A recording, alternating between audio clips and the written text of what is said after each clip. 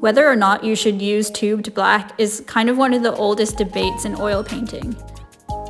The first piece of advice I got from one of my most influential painting instructors was that I'd clearly used black in one of my paintings and it created a flattening effect in my portrait. Over the years, I've heard so many different opinions from different teachers on whether or not you should use the color black, and it mainly goes back to the style of painting they were trained in. The debate around using black really started about a century ago when a bunch of impressionists sat around a table and decided that black was useless because you can achieve just as much, maybe even more dynamic darks by employing color theory. For example, Monet basically avoided using black pigments for his entire painting career. But on the other hand, many classical painters used black extensively to achieve high contrast dramatic paintings that we still really love today. John Singer Sargent, who's one of the most revered portrait artists, couldn't understand why Impressionists had dropped black from their palettes. And in fact, many contemporary portrait painters still use black. A great example of this is Paul Elmsley, who won the 2007 BP Portrait Award. His exquisite portrait was made using just 3 paint colors: Mars Violet, Blue Black, and then an occasional touch of white.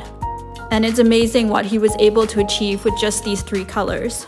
Also, many abstract or expressionist artists will actually use black pigments for some of the attributes that have given black a bad reputation, such as it being a sort of flat color on the surface and stronger than many of the other colors that you might use. Plus, all the black that we see around us in the world isn't really black because it all has some element of reflected light and some small amount of color. So when painting with black, rather than laying it down as a pure color, it's basically the best color to create shades. Shades are essentially when you darken a paint color. So rather than for use directly on your canvas, black is more employed for mixing paints. And it's probably the most effective color for darkening another color. Which means there are elements about the black that you use that are important to know in order to employ it best in your mixing. So some of these elements are first the tinting strength, which essentially means how powerfully it mixes into another color, as well as the color bias, which means the pigment leans either cool or warm. So every color has a mass tone, meaning the color that comes straight out of the tube, as well as an undertone, which are the color notes that appear when you lighten or water down a paint.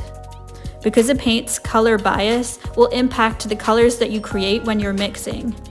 This is especially important with black because most pre-mixed tubed blacks have a blue rather than a brown bias, which is why the Zorn palette, consisting of only 4 colors, white, yellow, red, and black, is still so effective because black and gray reads as blue, especially when added to white. So this impacts how you can mix black with the primary colors. It has a particularly strong effect in yellows and will almost create a green, which can actually be a good thing if you're aware of this bias, and you can create some really interesting greens using black and yellow. Black tends to just tone down rather than impact blue. Prussian blue is one of my favorites, and it's actually just blue mixed with black. And again, it will tone down reds. Portrait artists often use a touch of black to reduce the chroma of their flesh tones. So using black effectively is less about using it directly on the canvas, as it can look flat, but instead employing it on your canvas in color mixes to create shades with a full understanding of its color bias. So I'm first going to talk a little bit about the 3 main black pigments you can buy, which are ivory, Mars, and lamp black, to help you gain a little bit of knowledge about the paint handling properties as well as their color bias. That way you'll get a sense of which blacks are best. So the first and the most popular is ivory black, which is sometimes called bone black. It's semi-transparent with a medium tinting strength, so it's a good all-rounder for mixing without overpowering other colors. Because of its semi-transparency, it's also suitable for glazing because it can be thinned down. It's cool and dark in mass tone, but warmer when tinted, as it has a slightly browned undertone.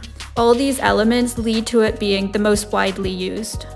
But it's important to keep in mind that this black dries quite slowly, so you may want to avoid it until the final layers of your painting, as you shouldn't paint over wet paint. So the second black is Mars black, which is quite opaque and powerful in its tinting strength, so it can be a bit of a bully on your palette. I would say it's most useful for abstract or expressionist artists who are looking for an opaque and bold color, but less helpful in realism or to create natural effects. It has an opaque texture, so if you're laying paint directly on the canvas in an impasto manner, then it will provide good coverage. If you need to use black in your underpainting, this is the one to use because it's faster drying. Also, it's a warmer black, both in undertone and in mass tone. So the third of the main black pigments is lamp black, which is the most opaque pigment and therefore the blackest black. It also has a slow drying time, but unlike ivory, it has a bluish undertone. So if you're just looking for the darkest black, this is it. So if you choose to use a black pigment, just be aware of these attributes because they will impact how you can use the black in your mixing. Also, the instructor I talked about earlier recommended mixing black with some burnt umber or other brown in order to counteract the cool bias of some black pigments and help tone down other colors. But many artists avoid paints made from these main black pigments and instead make what's called a chromatic black. Chromatic black is made from mixing color pigments together that make black.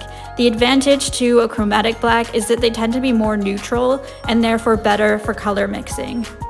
They're usually made from more transparent colors and easily grayed. It's much better for creating realistic shadows with more depth and subtlety, especially if you mix your black from these transparent colors. The resulting black will be actually deeper than a black pigment and more suitable for techniques like glazing. The reason you can mix a much deeper black using transparent pigments is opaque pigments reflect more light, and transparent colors let that light through more paint layers so they appear darker. You can actually check a paint color's transparency on the paint tube. It's usually noted by a little box that either is white or black or half and half, which will tell you whether a pigment is opaque, semi-transparent, or transparent. Another added benefit is if you mix black by using the other colors that are already on your palette, overall your painting will have a much more harmonious and unifying effect. So there are a number of ways to go about making your own chromatic black. The first is by using primaries. Many artists use a limited palette of the 3 primary colors plus white. By mixing all these 3 colors together, they pass through the center of the color wheel, and when that happens, the colors will cancel each other out. But sometimes it can be a little bit difficult to mix a pure black with the 3 primary colors, as using a yellow lightens the mix. So the second technique or formula is to mix a red, brown, and a blue. So instead of the 3 primaries, replace the yellow with a brown like a burnt umber or a burnt sienna. Another great black is to mix equal parts Prussian blue, alizarin crimson, and earth color like burnt sienna, burnt umber, raw sienna, or raw umber. That's a very popular formula. It's great because by varying the amounts of these colors, you can actually change the temperature in quite subtle ways to add nuance to the shadows that you're making. In fact, with all these chromatic blacks, because you're the one creating the mixture, you can adjust the temperature by adjusting the amount of each color that you might add into the black. So the third way to go about it is by mixing a primary and a secondary color. For example, ultramarine blue and cadmium orange. And finally, I think the most popular formula is to mix a brown and a blue. The mixture of ultramarine blue plus any earth color, in particular burnt umber, is certainly my favorite method for producing a really dark black. These 2 colors really make the closest to black, and because you mix it using 2 colors, you can tweak the mix and the color bias from violet blue tone to a warmer brown tone. Many portrait artists use this black mix so that you can have maximum control over the color saturation on your palette, especially in capturing subtle temperature differences in the flesh tones. So basically those are the main ways to go about making a chromatic black.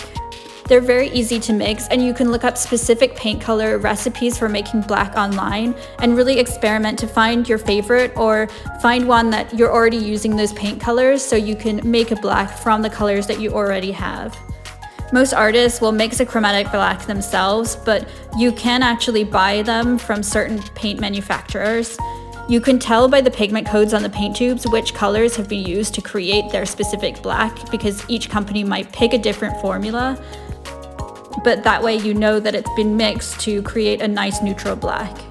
Another important habit to get into when you're mixing your own chromatic blacks is to add some white into the black you've mixed to check if you've achieved a neutral balance of colors by seeing if the resulting grays are neutral or contain a color bias. Really, the only consistent message about black is that there is no one rule that everyone can agree on, but it's important to know the reasoning behind the different choices artists make regarding black so that you can make the best choice for the art that you want to make. Hopefully, by outlining the attributes for the different black pigments and also how to achieve a chromatic black and the advantages of that, it will help you to understand better the debate around blacks rather than just going by what a certain teacher has said is the rule. And then you won't have to worry about all the different opinions out there around black paint,